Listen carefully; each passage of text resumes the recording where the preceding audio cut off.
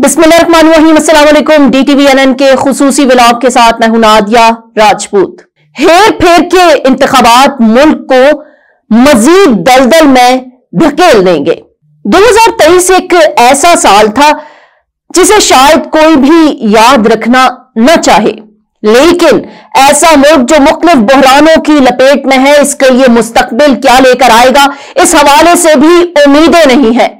इख्तिलाफ राय रखने वालों पर जुल्म और सितम के हालिया इल्जामात के साथ नए साल का अच्छा आगाज नहीं हुआ। इंतखाबात में तकरीबन एक माह बाकी है, लेकिन इंतखाबात पहले ही चोरी होते दिखाई दे रहे हैं।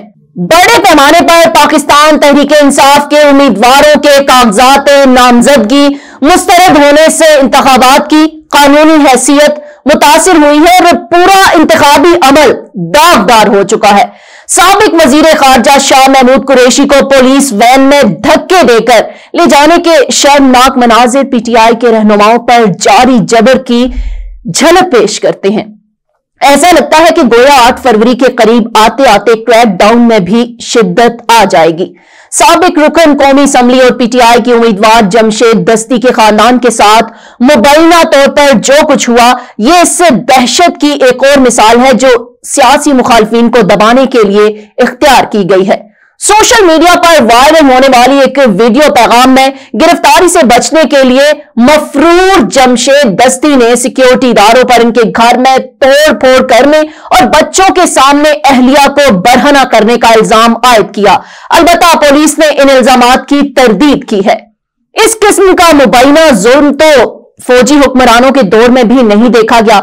नए साल के आगाज पर बहुत अफसोस हो रहा है ये कहते हुए कि सिक्योरिटी एस्टेब्लिशमेंट का असर रसूख निगरान हुकूमत की मौजूदगी में बढ़ता चला जा रहा है।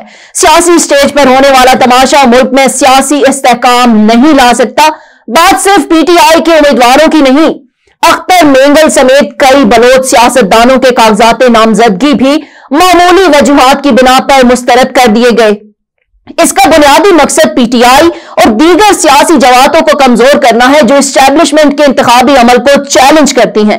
इन हालात में इलेक्शन ट्रिब्यूनल्स की जानिब से कागजात नामजदगी मुस्तरद करने के फैसले को कालादम करार देने की उम्मीद भी कम है।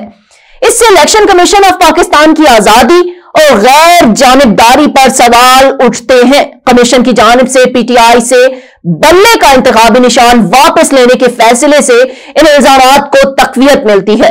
दिलचस्प बात है कि इलेक्शन कमीशन ने PTI के इंतखाबी निशान को बहाल करने के पेशावर हाई कोर्ट के फैसले के खिलाफ अपील दायर की। इससे यह अंदाजा लगाना ज्यादा मुश्किल नहीं कि पत्ते किसके हाथ में है। ऐसे इक़दामात वफाक को कमजोर करेंगे। इंतखाबी बद इंतजामी से इंतखाबी निजाम की तबाही का अमल तेज हो जाएगा और पूरा सियासी निजाम इस वक्त टूट फूट का शिकार है। अपने जाती मफादात के लिए एस्टैब्लिशमेंट के साथ चलने में मुस्लिम लीग नून और कुछ दीगर मरकजी धारे की सियासी जमातों का किरदार भी अच्छा नहीं है। ताहम इक़्तिदार के खेल की हमारी तारीख को देखते हुए इस सियासत से कोई हैरान नहीं होता। ये बज़ाहिर इक़्तिदार में वापसी की यकीन दहानी और एक बड़े मद्दे मुकाबले के महदूद होने के बाद मुस्लिम लीग नून की क़यादत और मुस्तक़बिल की मखलूत हुकूमत की तश्कील में मसरूफ है। लेकिन पार्टी ने मुल्क को दरपेश बहुत से चैलेंजेस से निपटने के लिए अभी तक कोई ठोस मंसूबा पेश नहीं किया। पार्टी का पूरा बयानिया इसकी माजी की कारकर्दगी के गिर्द बनाया गया है। मुस्लिम लीग नून के मुमकिना इंतखाबी उम्मीदवारों की फहरिस्त में पुराने चेहरे शामिल हैं जिनमें शरीफ खानदान के अफराद का गलबा है। कोई नया चेहरा सामने नहीं आया जिससे यह तासुर मिलता है कि पार्टी अपने माजी से बाहर नहीं आई और तब्दीली की कोई उम्मीद भी नहीं है। पार्टी क़यादत के लिए नौजवान वोटर्स को मुतहरिक करना इंतहाई मुश्किल होगा जो वोटिंग लिस्ट का तकरीबन 65% है।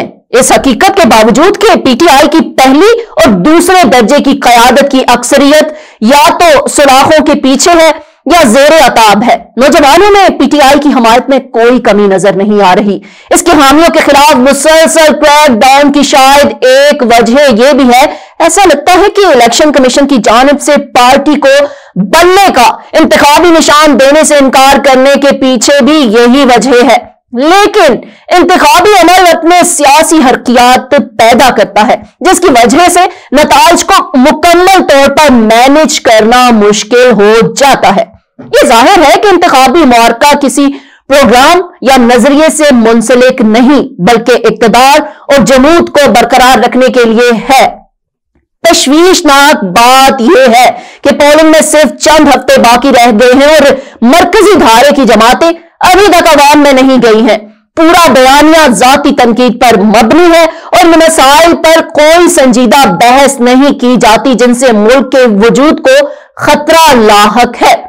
ہم نے اب تک جو کچھ دیکھا ہے وہ کچھ عوامی نعرے اور ناقابل حصول وعدے ہیں۔ در حقیقت بڑی سیاسی جماعتوں میں مسائل کی سنگینی کا کوئی ادراک نہیں ہے اور بگڑتی ہوئی معاشی حالت، بڑھتے عدم مساوات، موسمیاتی تبدیلیوں کے تباہ کن اثرات اور آبادی میں اضافے جیسے مسائل ان کی گفتگو میں بھی شامل نہیں ہیں۔ دہشت گردی کے بڑھتے ہوئے واقعات پر بات تک نہیں ہو رہی اور ان سیاسی جماعتوں نے طویل عرصے سے قومی سلامتی اور خارجہ پالیسی کے معاملات فوج پر چھوڑ رکھے ہیں۔ یہی وجہ ہے کہ ملک خود کو ایک جہتی راستے پر پاتا۔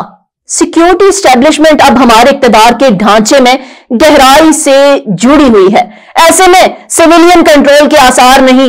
اس بات کا خدشہ ہے کہ سویلین سیاسی طاقت میں انتشار مزید عدم استحکام کو ہوا دے سکتا ہے۔ اس کے علاوہ ایسے نظام بڑے گورننس اور معاشی مسائل کو حل نہیں کر سکتا۔ یہ دیکھنا باقی ہے کہ فوجی حمایت یافتہ نظام میں مستقبل کی سویلین انتظامیہ کتنی طاقت حاصل کر سکتی ہے۔